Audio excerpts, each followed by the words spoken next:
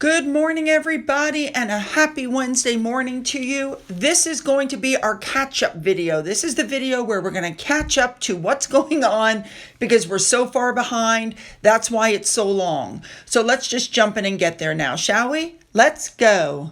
We're going to start off with Prince Michael of Kent. He is the president of the veteran car race, and they had some cars on display. It's the St. James International Concourse, and he was seen there looking at the cars. I think those things are cool. Back in the day when, these kinds of cars were, look how stylish, and you sat up there with your umbrella to keep the sun off of you and the hat. Yeah, so cool. All right, moving on.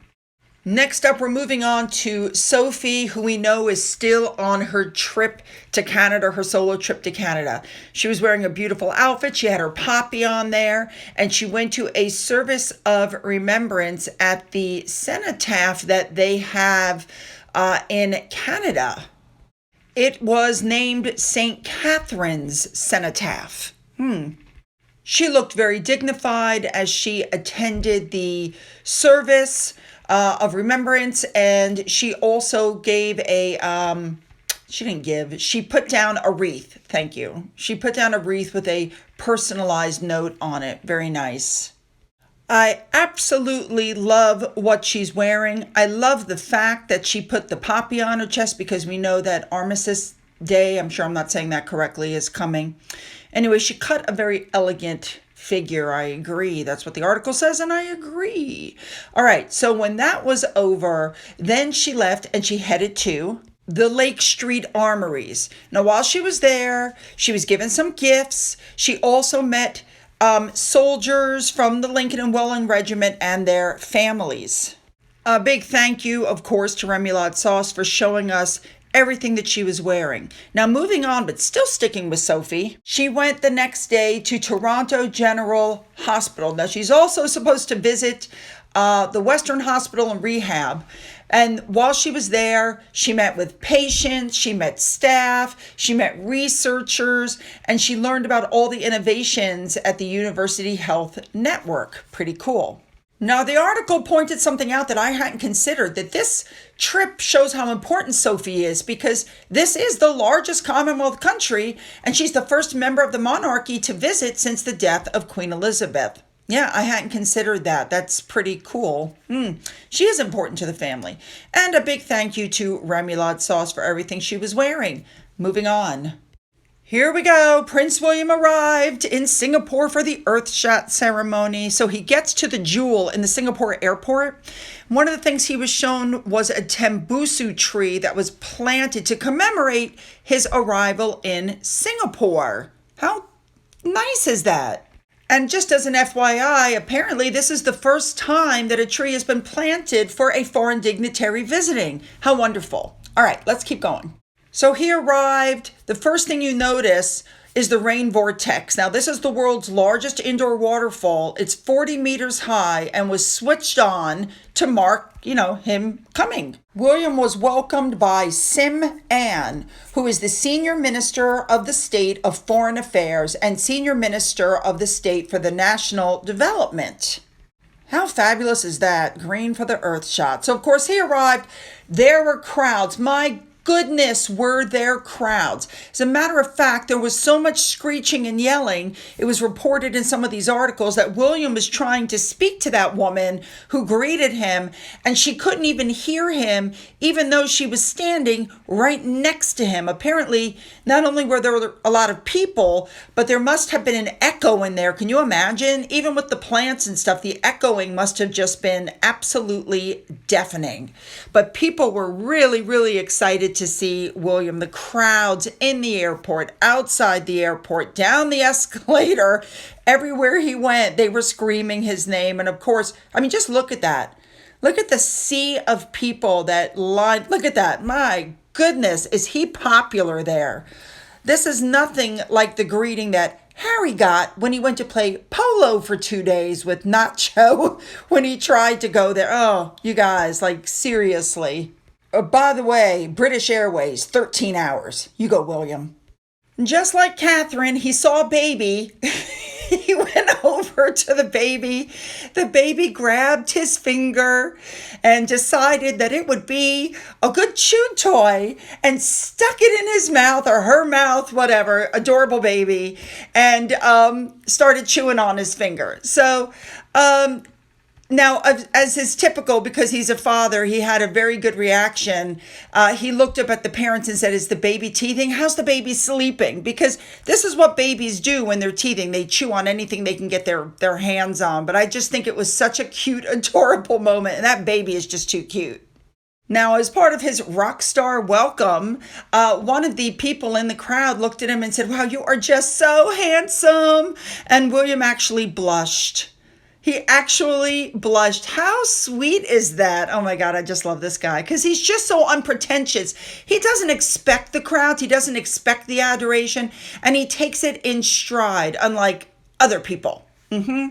So now on Monday, the next day, William decided to go back into dragon boat racing. He raced with another team. By the way, his team won, like anybody's surprised. It was a mixed gender crew.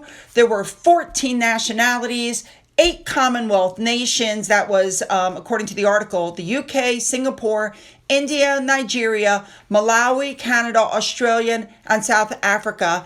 And they were against a team led by Cara Owen, who is the British High Commissioner in Singapore.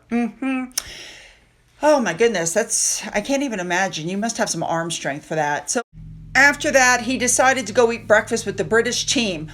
Also present were 4 high commissioners in Singapore that represent New Zealand, Canada, Australia, and New Guinea, because all of those realms have King Charles as the head of state. Now, of course, when word got out that he was going to be racing, the crowds lined up to watch him.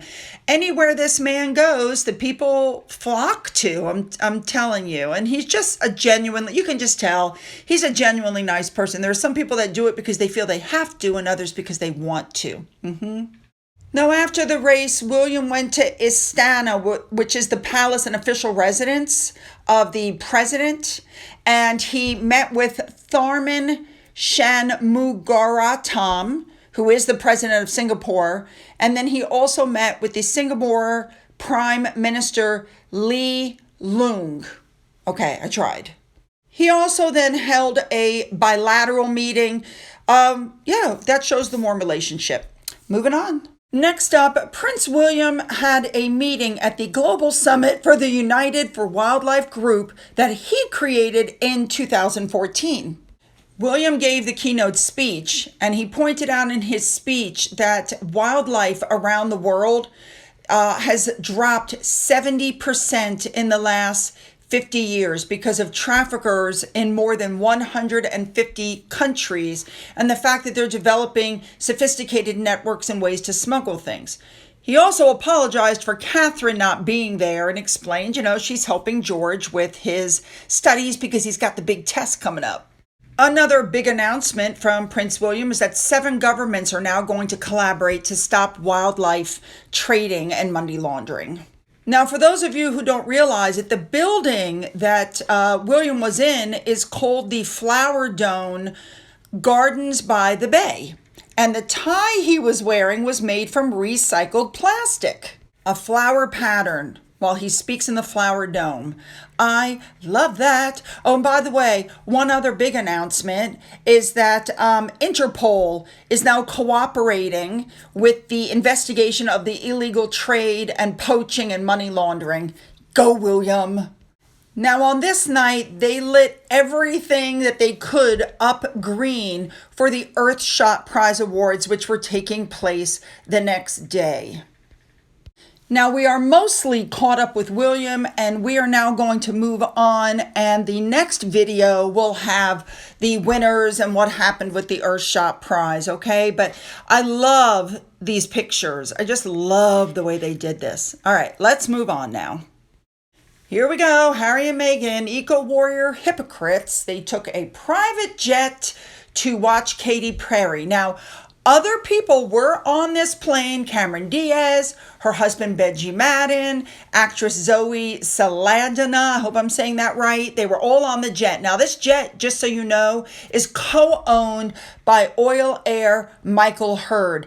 I think that the other people were on the jet, and I think Harry and Meghan asked to, hop on with them. It's pretty obvious at this point that this group of people knew each other. They were hugging and, being all nice on the tarmac. And then the next thing you know, here comes Harry and Meghan in their gas-guzzling SUV to pull up to the plane after everybody else had already gotten on. Per these pictures, it looks like they got on and they were waiting for them. Now, in another bit of hypocrisy, their bodyguard gets out and he's wearing a poppy. That guy is not from the UK. I don't know why they insist on doing that. They're still trying to hang on to the royal connection. It's just so cringeworthy at this point. Now, a couple of obvious things to point out. Number one, they're name dropping again. Oh, look, they're with all these A-listers. They were not. They were simply catching a ride. Number two, hypocrite taking another private jet. And number three, it's pretty obvious that Meghan called the paps because none of these other people have ever been papped at the airport before. Meghan told them where to be, and that's how those pictures were taken. All right. Now, they could have taken the kids because Orlando Bloom was there, as you can see, with his daughter. I couldn't help but notice this very photoshopped picture. Look at Meghan's thighs. That is a Photoshop. But notice, nobody's chasing them. Nobody's around them because nobody cared. So she, again, is wearing like $8,000 worth of clothes, but something's going on because they're old. And when I say old, they're rewears from 2 years ago. She never rewears clothing. So that tells me that the money might be starting to get just a little tight. All right, so the articles came out that Harry was very bored. Gee, that would be a little bit of an understatement. These two, once again, looked absolutely miserable. I mean, look at Harry's face. Look at his face. He just looks absolutely miserable, like he would rather be anywhere else. Well, it could have been that there was a suggestion through a blind item. He was eating those, gummies, those special gummies, and they wore off. So 2 things I want to point out here. Number one, Harry looked absolutely bored.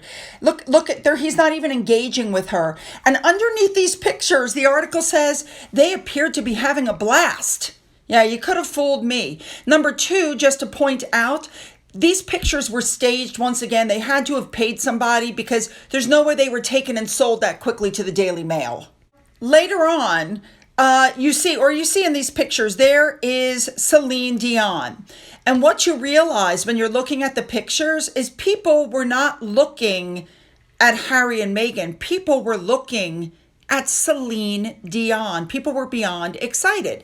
They were not sitting in the same section with Harry and Meghan. As you can see, they were sitting in a completely separate section. And who was sitting with them?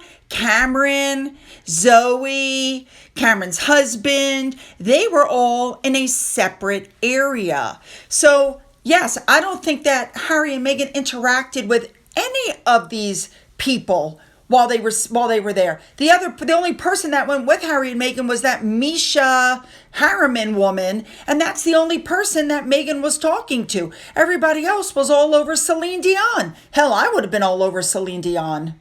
Once again, it's pretty obvious Meghan told the paps when they were landing because there they are, and she looks pissed. She looks really angry. I have a feeling that she was being ignored. Harry also is walking away on his own. Yeah, this is not a happy couple. I'm sorry. All right, moving on. Another blind item came out that apparently said that Omid Scobie was just about to be replaced, which is why now you see him tweeting horrible things about the king and queen and, of course, the book coming up. I have no trouble believing that. Moving on. All right. Articles are coming out saying that Harry and King Charles are still not speaking after everything Harry said and did and insulted Camilla and insulted Prince William and Catherine and accused them of being bad parents and all the horrible things that he said. Charles has put out a hand time and time and time again. Now remember, William, after Harry and Meghan gave those interviews where Harry said, I love my brother, but right now we're on different paths, etc., etc. William reached out to Harry after that interview, and Harry rebuffed it because he was so paranoid the press might find out.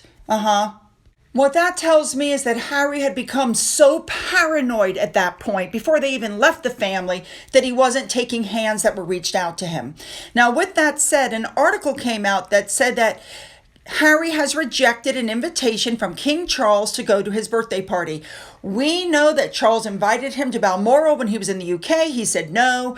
We know that Charles has invited him to Balmoral over the summer. He said no. We know that, he's been invited to multiple things, and he has spurned the family at every turn. Over the last 4 years, he's been invited. He said no. And just as a reminder, he was asked while he was in the UK to go visit the Queen, who he knew had bone cancer, and this might have been his last chance to see her, and he said no. Let me remind you what he said recently. Listen to this. The door is always open. The ball is in their court. I love my father, I love my brother, I love my family. I will always do. I would like to get my father back. I would like to have my brother back. They've shown absolutely no willingness to reconcile. So there you have it. Harry sat there and said, they've shown no willingness to want to reconcile. They don't want to reconcile with me. But yet, he's been invited to event after event after event after event where he would have to face his family. And he has snubbed them and said no. And then he sits in the interview and goes, they've shown absolutely no willingness to reconcile with me. Keep in mind, guys, this plays into his victim narrative. I'm the victim, okay? Then, now something else is played into the victim narrative. Harry stepped up and said, I did not get an invite to my dad's birthday party, so it wasn't that I didn't decline. I was not invited. Okay, well, you have been invited to every major family function in the last 4.5 years, and the only thing you showed up to was your dad's coronation, where you showed up and left, and then gave information to Omid Scobie, who's added it to his new book. So please explain why anybody in that family would want you there.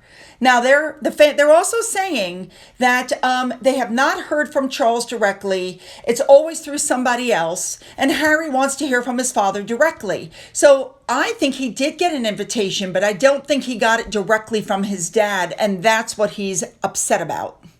Word semantics. He did get an invitation, but I agree with Angela Levin on this. Who are you going to believe? The Sunday Times respected royal editor?